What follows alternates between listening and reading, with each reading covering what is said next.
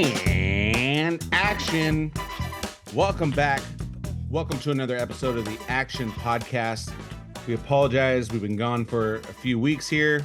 We're just trying to get caught up in a lot of different things going on. But we've still been watching the movies, and this is going to be a catch-up episode, guys. So you're going to have a lot on tap. I couldn't find time to sit with my brother and do a podcast, but he did send me videos, so we'll give his reviews. We'll cut into those.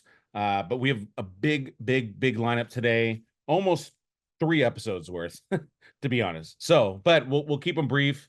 That way we're caught up, and we'll get back going next week with the launch of Beetlejuice, which will come out next week. But the number one movie we're going to review this week will be Alien Romulus. Second, we'll be reviewing The Instigators, which is on Apple TV Plus. It's with Matt Damon, Casey Affleck. Third, we'll be reviewing It Ends With Us, starring Blake Lively. Fourth, we'll be reviewing The Union with Mark Wahlberg, Halle Berry on Netflix. Fifth, Blink Twice, a movie written and directed by Zoe Kravitz, starring Channing Tatum and Naomi Ackie. I think I said that right. Sixth, Reagan, which stars Dennis Quaid and Penelope Ann Miller. Seventh, Slingshot, starring Casey Affleck and Lawrence Fishburne. The Crow, remake of the original. We have Borderlands, starring Kevin Hart and Cate Blanchett. Rob Peace.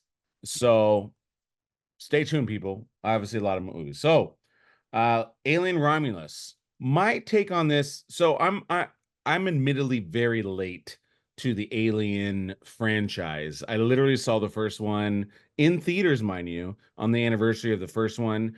And I enjoyed it. I can see the hype. It's a different structured film in a way. It's not, it's kind of a half sci-fi with terror. You know what I mean? Some people call it horror film. I don't know if I'm gonna call it a horror film, but it's like a terroring sci-fi. But I enjoyed it. Then I watched the second one, and James Cameron directed the second one. Ridley Scott directed the first one. James Cameron directed the second one. And you could see James Cameron's influence in a lot of this one. It kind of felt like The Abyss meets Avatar meets whatever. And you can definitely see his influence. And I enjoyed the second one. I actually thought the second one, in a way, had a little bit more action. Obviously, the technology caught up a little bit. But they're both great. I can definitely see why both of them are critically acclaimed and the fans like them. I started to watch the third one, haven't finished that one, but then I saw Alien Romulus, and I really enjoyed this film. I thought, again, for what this is not necessarily my favorite genre, but I really enjoyed it. This one fits in after the first one and before the second one. And I thought everything worked overall. Very entertaining film. Again, obviously much updated technology, so the film is much smoother in terms of how it looks. Editing, sound, everything is just on a higher level. And I thought the story was solid too. And so ultimately, I really enjoyed it. If you're into the Alien franchise, I recommend it. If you've never seen an Alien film, I recommend just seeing the first one. That's a classic film, so I think everyone should at least see the original. And then if you like that, then you'll probably like the rest of these. So that's my take on that one. Next, we are going to get into The Instigators. This is on Apple TV Plus right now. But like I mentioned, this stars Matt Damon, Casey Affleck. These are 2 of my favorite actors. So I was highly anticipating this. This is a movie. It follows 2 robbers who must go on the run with the help of one of their therapists after a theft doesn't go as planned. It's got a 6.2 on IMDb, and this is directed by Doug Liman, who did the Bourne series, all that stuff. So this had the recipe to be something that could be good. Again, Apple TV has been producing very good movies, so I was super looking forward to this one, and I thought this movie absolutely delivered. Very funny. I've actually watched it twice, and I can watch it again. Like, this is a movie. This is a classic, one of those movies that you watch on cable and you can watch it over and over again, and then you're just gonna be like, oh, where's this at? Oh, I love this scene. Okay, let me watch this.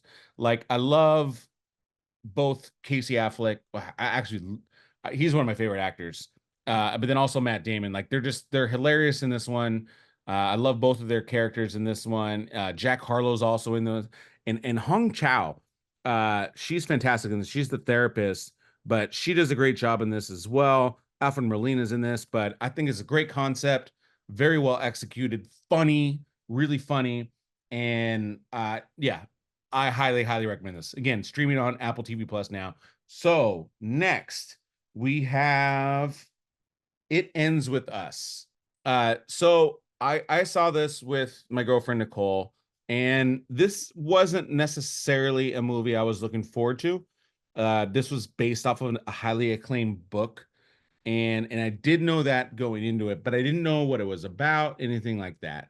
And I did know obviously Blake Lively was in this one, and I did know I saw like the clip of uh Ryan Reynolds interviewing the director and the main actor. And so, you know, I thought it was interesting. And this has a 6.7 on IMDb. Justin Baldoni, he's the lead actor, but also the director. And so I didn't really know what I was kind of getting into, but I was pretty thoroughly into the storyline. I thought it was a good journey, and I really didn't know where it was going to go. Again, I didn't really know what to expect, and but I thought everything worked very well, and it was interesting. It's definitely makes you a little bit of thought provoking.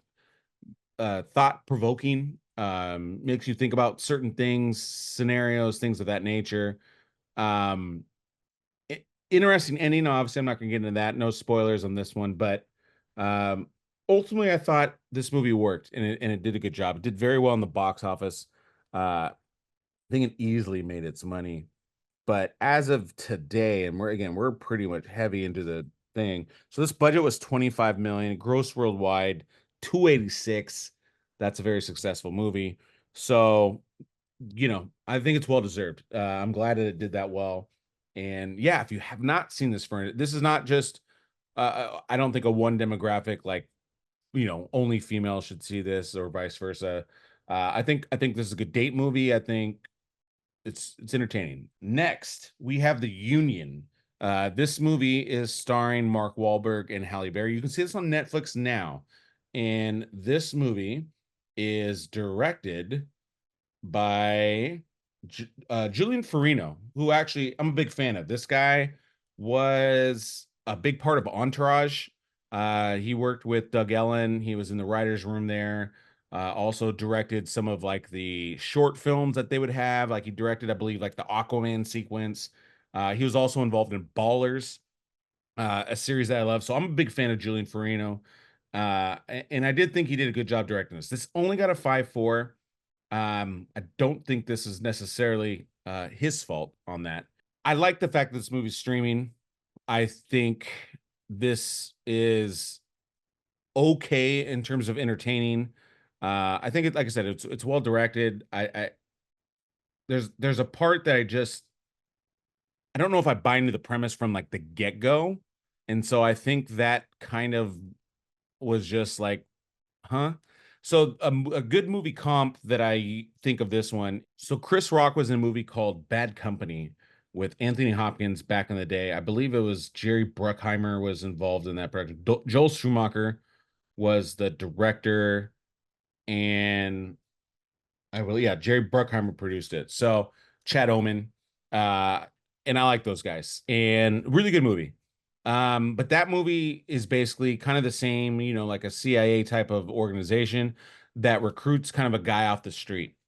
And that movie had a little bit more of a plausible situation versus this one was like, hey, I want to recruit my ex-boyfriend, uh, from high school. And it's just like, man, that's a stretch. So, uh, ultimately, I thought the movie, again, I thought the movie was okay. On streaming, I think it's worth it just to see. It's a good, date movie or whatever.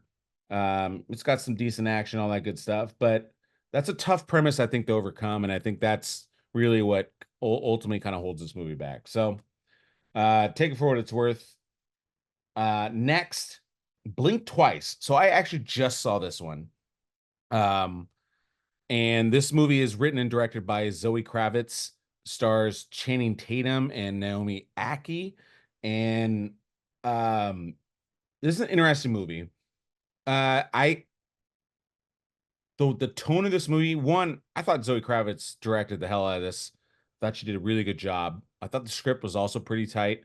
Um, I thought this is well edited, well shot. Like this movie is very visceral, meaning a lot of tight close-ups, the sound design, everything. You're really involved with your senses, and I thought that really worked with this movie, and it's important.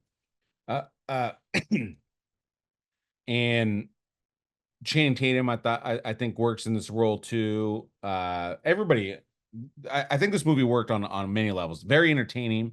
To me, this felt like a cross between an M. Night Shyamalan movie and that meets kind of a Quentin Tarantino movie in a weird way. Not so kind of over the top Quentin Tarantino, but definitely had some vibes of that. And ultimately, I loved it. Again, I give a lot of kudos to Zoe Kravitz and definitely recommend this. I enjoyed it. Next, Reagan. This stars Dennis Quaid, and obviously, this movie is about the former president and actor. One of the biggest things I've been trying to. This also stars Penelope Ann Miller as Nancy Reagan. This has a 6.5 on IMDb. This is directed by Sean McNamara. I'm trying to see what else. He also did On a Wing and a Prayer with Dennis Quaid. A lot of family films that this guy does. Ultimately, I like this film. I'm gonna preface it with that. Dennis Quaid, I think, was phenomenal in this movie as Ronald Reagan. I thought he nailed it.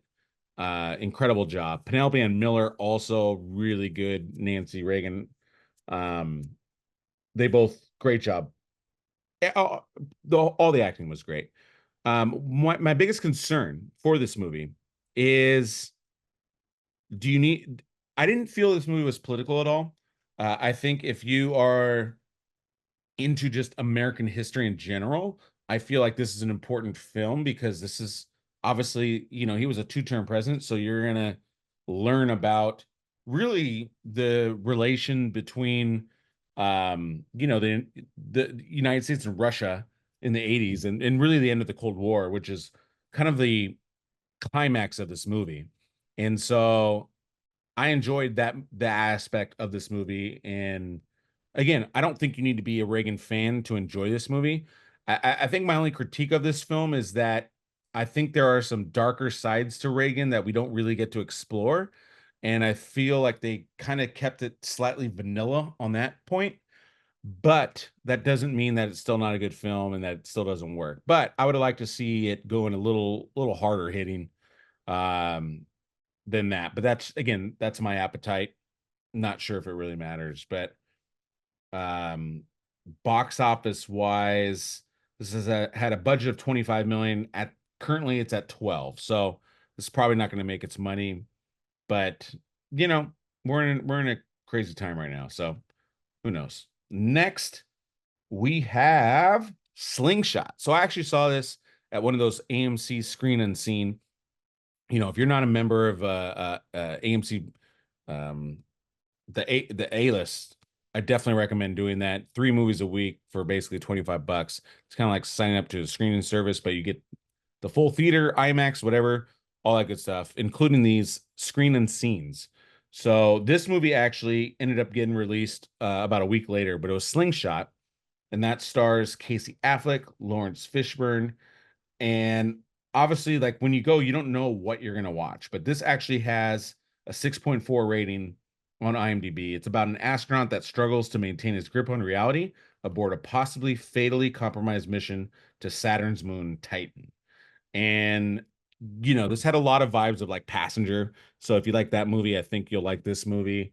Um, I love Casey Affleck. I've already mentioned that he was in another movie, but I enjoyed it. I think this was a good ride, very entertaining, um, interesting, very interesting movie. Um, I don't think it's perfect by any stretch of the imagination, but I still think the movie works overall, and I recommend seeing it. So go check that out. I believe it's still in theaters now. We move on to The Crow. Now, I've heard some different things about The Crow. Obviously, this is a remake. Bill Skarsgård, I love. I think he's a great actor. I'm gonna give you some facts first, and then we'll get into some other stuff. But this has a 4.7 on IMDb, and that's not good, folks.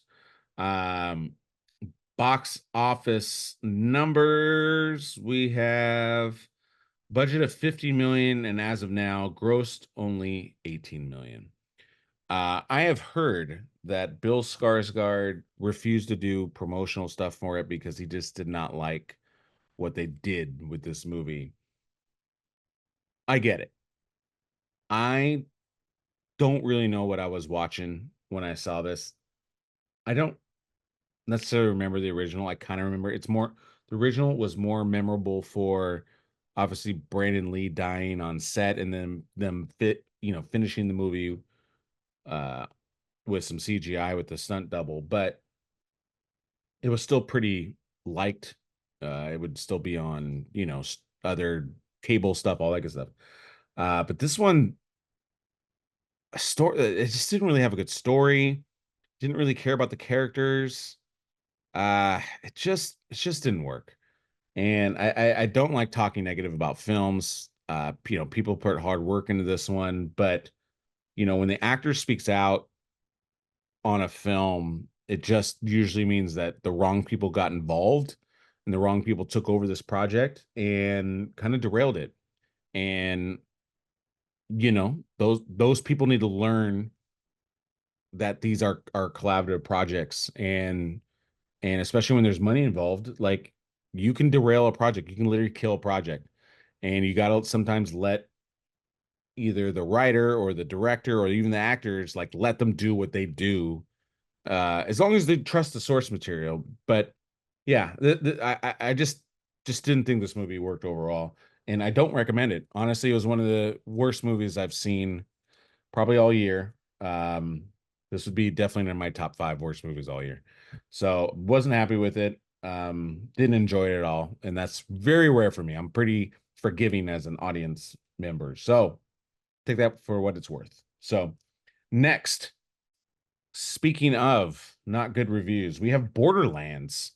I don't even know what to say about this movie. It just didn't feel like it had much of a soul. It never looked, even the trailer didn't look good, didn't look interesting. I know it's a video game. Sure, the video game maybe is fine. I've never played the video game, but uh I don't even know if the cast necessarily fit well together. The story didn't not a lot of this worked, and I think it showed. I mean, this was one of the bigger box office bombs of the year. Um, but this just screamed, you know, executive intervention, and I just don't know if this movie should have ever been made. I I try to give it a fair evaluation. 4.4 on IMDb. Eli Roth directed this. So I've actually heard also Eli Roth, they basically took control out of his hands. And again, if you're going to hire someone like Eli Roth, who's more of a horror guy, let him do it. This is supposed to be a rated R movie, and apparently the studio cut it down to PG-13, and they just massacred this film. And that's unfortunate. And I think again, it shows when it's so important to be aligned with, from top to bottom, what you're making, this project that you're working on, from the writer to the director to the producers to the studio that's distributing it, the actors that are involved. Everybody's got to be aligned on what this project is and what we're trying to do with it. And it just felt like it was all over the place and it didn't work. And it's unfortunate because there's a lot of talent in this film. And this is a big time example of studio interference. Budget 115, gross worldwide 31 million. Absolutely terrible. I put this on the executives, probably the studio. Um, yeah, you're not good at your job and you should be fired. So I don't say that often, but this is a very clear example of when you get involved, it doesn't work. Next, we have Rob Peace. So this was another screen and scene, and yeah, I didn't know much about this. This is based off a true story. Mary J. Blige is in this. This got a 6.4 on IMDb. Jay Will is in this, and this was directed by Chiwetel Ejiofor, who I love. And he's also plays the father in this. Camila Cabello's in this. And this is based off a book, but this is based off a true story. A brilliant young man puts his bright future at risk to help his father. I absolutely love this movie. This was a great character story, drama. This is one of my favorite dramas of all year. Probably top 5, just pure drama of the year. And I highly recommend to go see this. Really well done, really well acted, and again, based off a true story, which I think does absolutely add to it. But a little bit of a fish out of water, but still surviving type of a story. But yeah, man, I was all in on this movie, and I will watch it again when it's on streaming. So check it out if you can. I don't think it's in theaters now, but check it out on streaming. Rob Peace, check it out. Well, that's gonna wrap it up for us, guys. Again, sorry for the long delay. We'll be back on schedule moving forward. We'll make it happen, even if it's by myself and Pete's doing videos. We'll make it happen. But we're still seeing the movies. Next week we got Beetlejuice. Obviously, that's the big movie. I'm watching the original again now, just in anticipation of it. And then there's also The Front Room, which stars Brandy, musical star from back in the day, actress. And so that's kind of a thriller type movie. So yeah, we'll check those out. I think there might be a couple of streaming films, but thank you guys. Make sure you please like, share, subscribe. We appreciate your love and support. Please comment if you've seen these movies. Comment below on your take on these. I'd love to hear your feedback. And if there's anything, any notes or anything like that you guys want to add to it, we appreciate it. Again, we always try and come from a perspective of, reality in a way. Not all movies are created equal. They have different budgets, things of that nature. So we really try and be fair and give the proper audience to this movie and a fair context. We're not just ripping movies apart here. We want to praise movies here. And so, because we're both filmmakers, my brother and I, so we respect. So with that is a cut. Thanks, guys.